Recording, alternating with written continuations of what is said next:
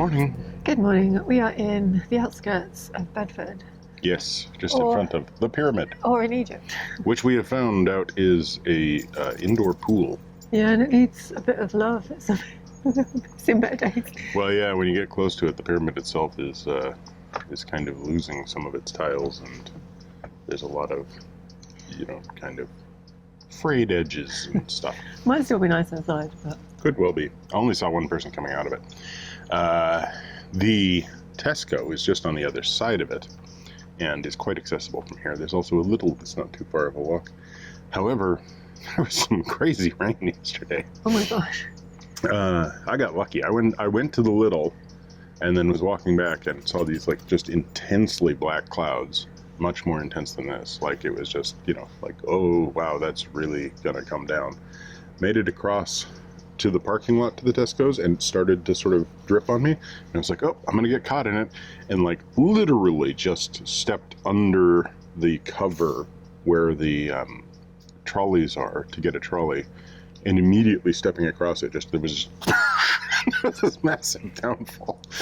And yeah, I was like, well, can't miss that. And I was back on the boat, and there's loads of canoeists and kayakers that must come out of a base down there.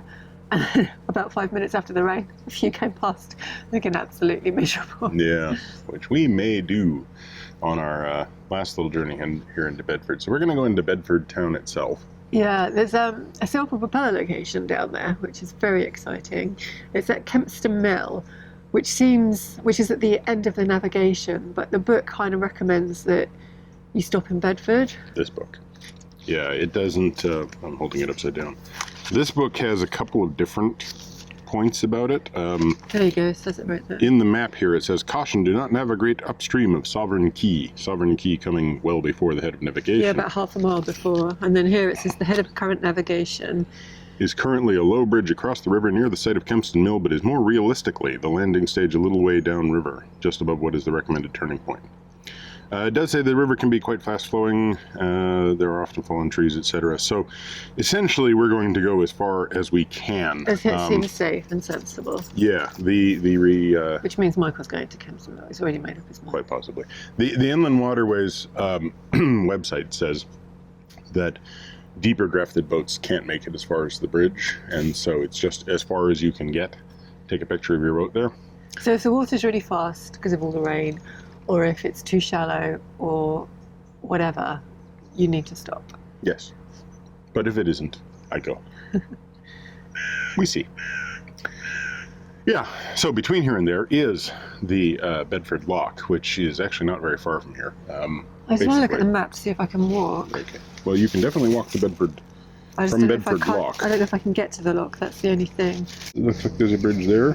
Okay. So looks like probably. I'd like to walk, because me and George never walk on these days. Okay, so you're going to walk. I'm going to have the experience of getting quite possibly drowned by this rain cloud, but Well, we actually need water quite badly because of the debacle where Michael looked everywhere for the tap and couldn't find it, and then as we left, we saw some of. I was like, why have they got a hosepipe out?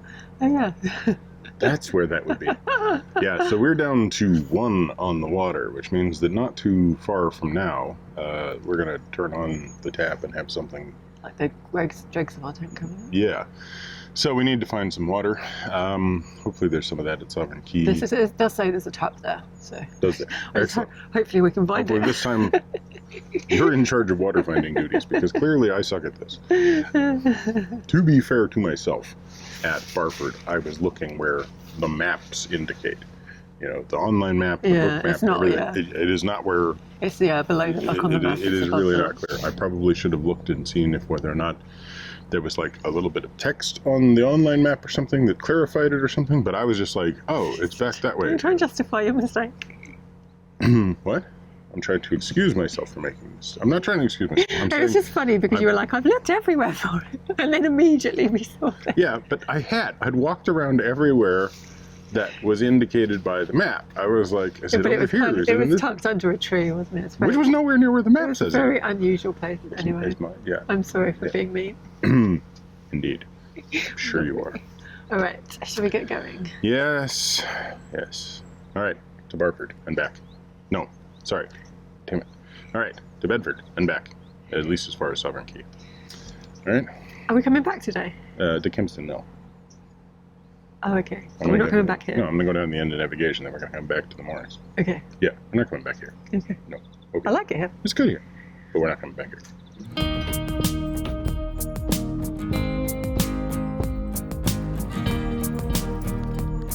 If you make it all the way up the Bedford Ouse but don't want some more in the centre of town itself, then this is the perfect alternative. Well, that's what George thinks anyway.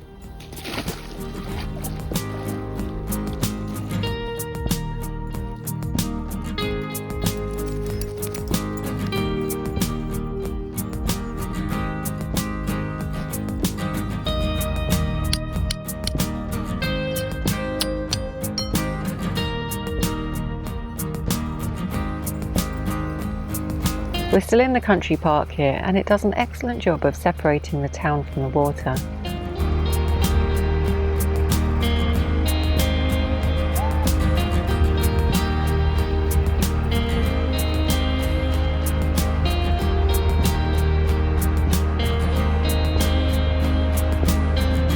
We know there's a few short bridges ahead, and this one is just the warm-up bridge.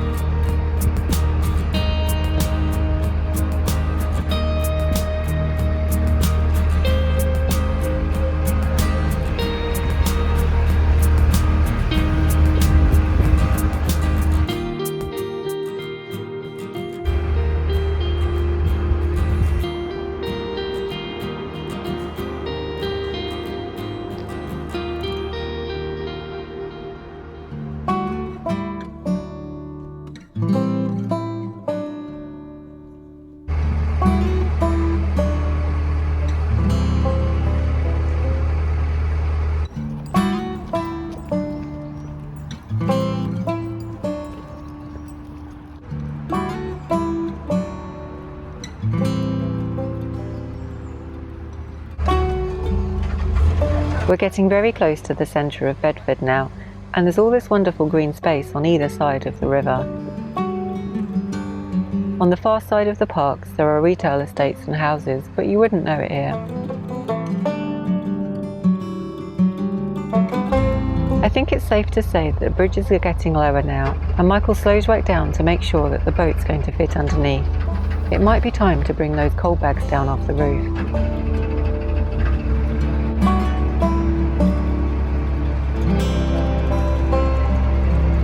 So that's the lock landing behind me, and it's on the other side of the river, and the bridge that we just passed is closed, so I'm going to have to go ahead to try and get across to the lock. It's very annoying.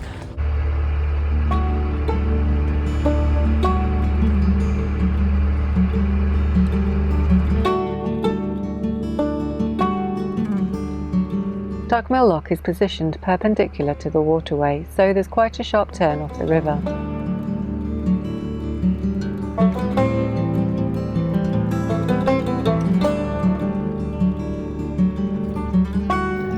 So that's actually the lock in the middle of this park. It's really weird. Those green bags are the boat.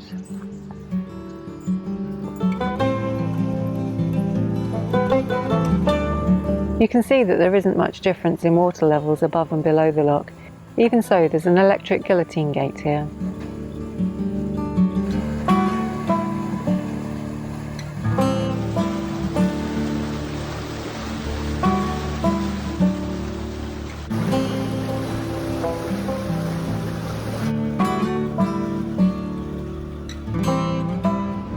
Last remaining lock winding wheel on the River Great Ouse before Bedford Lock was electrified in 2012. Doesn't do much these days.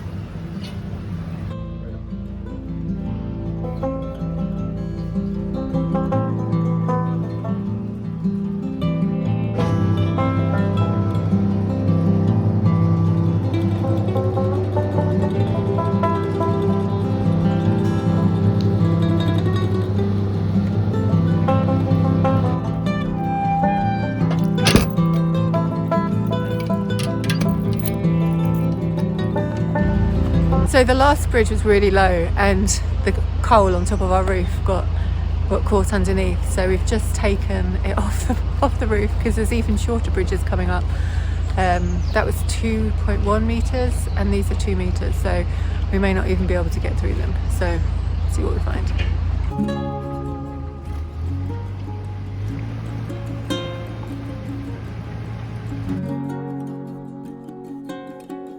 So that was the very last lock that we'll travel through on the Bedford Ouse, and we finally made it to central Bedford. Now we just need to get to the very end of the navigation.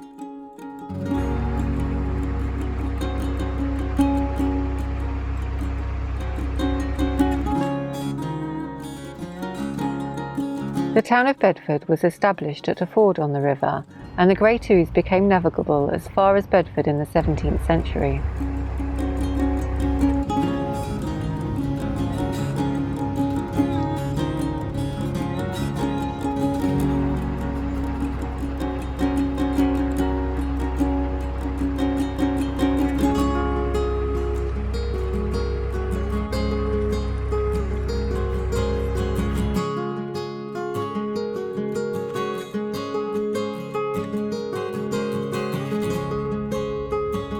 There's actually moorings along the whole of this section, and it's so sad not to see any boats here. We'll probably come back to more here, but first we need to see if we fit under the rest of those low bridges. Across the river from the moorings is the Star Rowing Club and a water point for boaters. After our failure to spot the water tap in Great Barford, we'll definitely need to stop here on the way back. The road bridge ahead has a height of 3 metres, so we don't need to worry about this one. The railway bridge, on the other hand, has a 2-metre gap, so this one needs to be approached very slowly so that Michael can make sure Perseverance will fit underneath. The boat's hardly moving now, and Michael lines up to check he has clearance.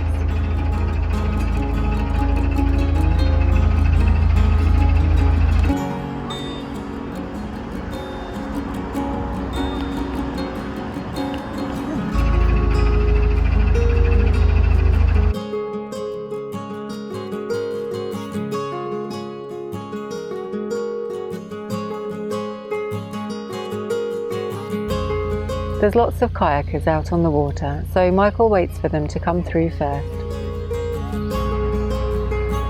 The next bridge is another really low one, but we made it under the railway bridge, so this one will be fine too. This one is a double bridge, so double the fun.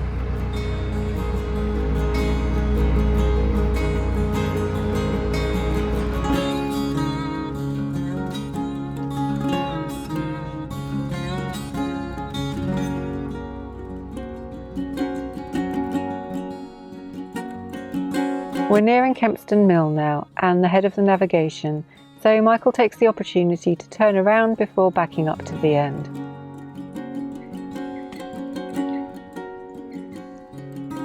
So we've made it to the footbridge that is the end of navigation, and honestly it's so nice here. There should be a mooring. The moorings that we're going to end up on back in Bedford, or like in the centre of Bedford, I think it's Sovereign Quay, just looks a bit grotty, but here is just lovely. I can understand why they're not here because those 2 bridges were really low, so I guess lots of boats wouldn't bother coming down here. And yeah, Michael's just reversing the last little bit. He turned around, there's a little junction back there, and he's just reversing the last little bit, as he does.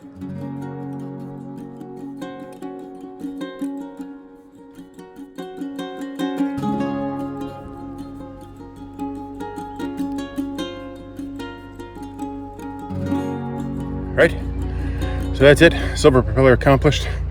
Kempston Mill is sort of back that way. That is the footbridge at the end or head of navigation. There's our boat. We're on land. They said not to come here. Don't ever tell me what not to do. It's 3 months since we crossed the Wash and came onto the River Great Ouse at King's Lynn, and it feels so good to have finally reached the end of the navigation. Now we just need to find a mooring and make our way all the way back.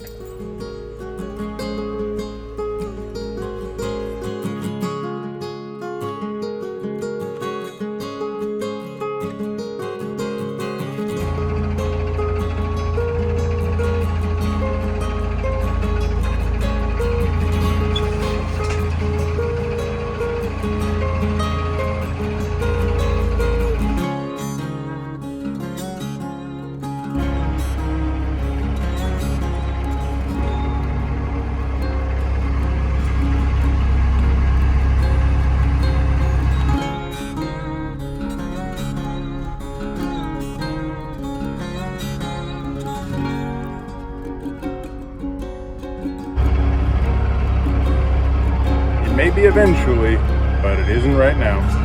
Sorry, guys.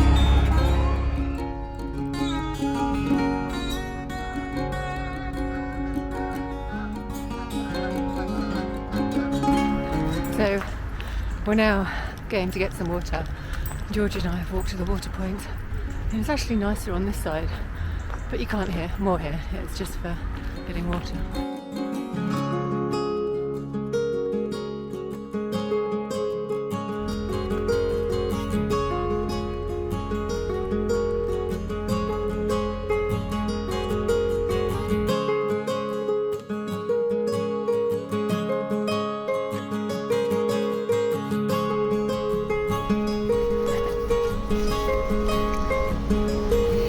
So we didn't come far today, but it was quite an adventure. Yeah, well, I mean, the big thing for today was to get, there is a silver propeller location here at Kempston Mill. The IA website does say that, did I say IA? The IWA website does say that it's basically as far as you can get towards the head of navigation, and it does warn deeper boats not to proceed past, really, here, Sovereign Key. Our map also says don't pass Sovereign Key, but when I got here it was like, I know that there's two bridges ahead that are short, and they're quite short, and I'd removed the coal after one of the coal bags took a little bit of hit from the bridge just before the lock. So I knew I was going to clear, probably. Well, the one before the lock was 2.1 meters. No, 2.1 meters. And those two were both 2 meters. Yeah, and I would say that 2.1 meters was a little on the sort of conservative side, or sorry, the other way around. I would say that 2.1 meters was a little bit on the underestimating side. Okay. Like it's lower than it says. Yeah. And the two railway bridges, being that nobody ever wants to hit a railway bridge because there's a whole bunch of legal things that happen if you hit a railway bridge, they're being a little bit, generous. Like, yeah, it's 2, but it's a little less than, like if you're 2 or under, you'll fit. Whereas that 2.11, if you're 2 and over, you might hit. It's, it was just a bit close. But then, but like the thing is, my GoPro up front here, I've kind of figured out that if the GoPro makes it, the rest of the boat makes it. so it's a sacrificial GoPro. It's a sacrificial GoPro. If the GoPro comes down, there's a chance I'll make it, but not a very good one. If the GoPro stays up, I'm fine. But the coal was a little higher than the GoPro, so... I was going to move the camera a little closer because rain. It's getting rained on. And then to add to the fun, there's loads of canoeists and kayakers out. Yeah, and so I made it through the first railway bridge, which has the nice big "It's Coming Home" written on it. Didn't come home. But it's written on there, probably for the most recent Euros or possibly for an earlier World Cup. Anyway, they were attempting to bring the cup home. It didn't happen, but one way or another, I was able to make it under that one. And I wasn't too worried about making it under that one, although it turns out that there's some rivets under there that actually are like lower by a considerable margin than the rest of the bridge. So I had to sort of aim the GoPro between two sets of rivets. The highest point of the boat has to avoid the rivets. Yeah. So made it through there, got under the next footbridge, and then there was just a very large amount of canoes coming through the second railway bridge. Now the second railway bridge, the problem was that where I'm at, it was really hard to see past the big stanchion to make out, number one, that it's actually 2 railway bridges, both of which are short, and number 2, that there were more canoes coming. So I kind of had to wait and hope that I was not going to run into anybody. So then I pushed through there, and it really wasn't too hard, but it was very low, and there were a couple of pieces of iron under there where I just was like, wow, get your duck wrong and this takes your head clean off. Yeah. So yeah, I see why they say not to navigate up there. Plus with the additional rain right now, it might not be. We might not get back out under that one bridge that we're still going. Yeah. So anyway, that took us up to Kempston Mill, where I just rotated around. There is a little marina there. Well, not exactly a marina, but there's like a little place where people have moorings and they've got their boats in there. So clearly boats can get up under here, and some of those boats were like cruisers with higher points than us. So it's really not that difficult. The water level was high. There was nothing under the water. There wasn't any shoals that I had to worry about or anything. So basically it was just get up there, spin around, come back. There was a couple of buoys in the water that represented a place where I think a tree had fallen and partially been cut back, but it still left plenty of room for me to get by. But there's no boats around other than the kayaks and the canoes. Like, Yeah. Some of which don't pay a lot of attention to boats coming out of locks, it turns out. But the moorings are completely empty, which is a shame. It's really sad. I mean, I know it's raining, but it's, the 1st of August, and There's nobody about. which is really a shame, I think. Yeah. Now, it might turn out that there's some sort of reason why The Bedford's rain. empty. But it's the rain, but it's also the Bedford Terror, who Well, I know likes to disconnect boats in the middle of the night or something like that. We just have no idea. they do boat festivals here, but I guess people only come down. For the festivals. I don't know. So that's going to be it for the video, although we are going to time-lapse ourselves getting over to the other side and Me and mooring up George are in the rain. Probably going to stay inside the boat for that. And I'll do the mooring up soaking wet. Right. No, I'll come out and help you while we're And out. then I'll decide whether or not I'm going to go to a movie theater for the first time in a year and a half. Because there's one just here. There's one here? And Yeah. it would make you very But happy. it's that big question of, in the middle of a pandemic, do I go to a movie called The Suicide Squad? It just seems somewhat problematic. That was a seagull carrying a loaf of Loaf. bread in its mouth. Like a whole loaf, like a whole slice, I mean. All right, I'm getting rained on. Yeah. Okay, so thanks for watching. Okay, so thanks for watching. Give us a thumbs up, comment down below, subscribe if you haven't already, subscribe to Minimalist, Maximum Velocity if you want our time-lapse videos, and click that bell if you want to get notifications if that thing is still working. I have no idea.